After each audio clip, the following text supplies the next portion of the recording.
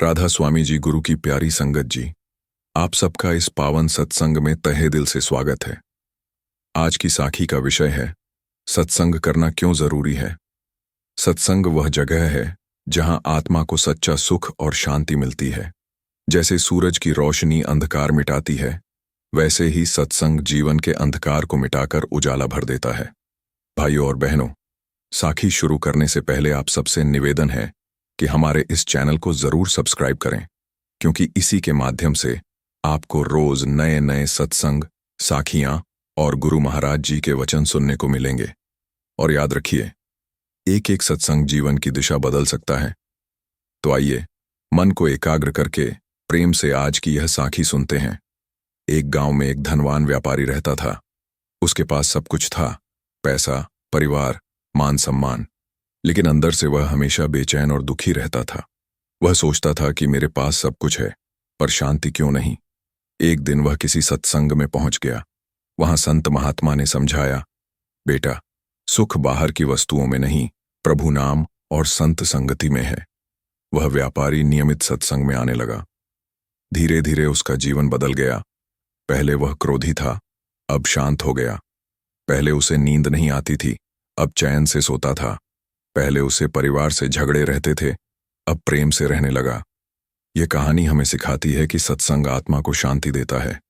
सत्संग एक दर्पण है जिसमें हम अपना असली स्वरूप देख पाते हैं। जैसे लोहे को आग में रखने से वह लाल हो जाता है, वैसे ही संगत में बैठने से मन पवित्र होता है। संत कबीर जी ने कहा, सत्संगति के ही जानिए, जी हां एको हरि नाम। जब हम संतों की वाणी सुनते हैं तो हमारा मन माया से हटकर प्रभु की ओर खींचता है।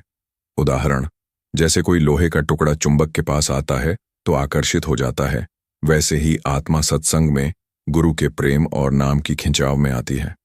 साखी। एक गरीब स्त्री थी जिसका जीवन बहुत कठिनाइयों से भरा था। पति बीमार, बच्चे भूखे, घर में तंगी। वह रोज रोती रहती थी। एक दिन किसी ने उसे सत्संग में बुलाया।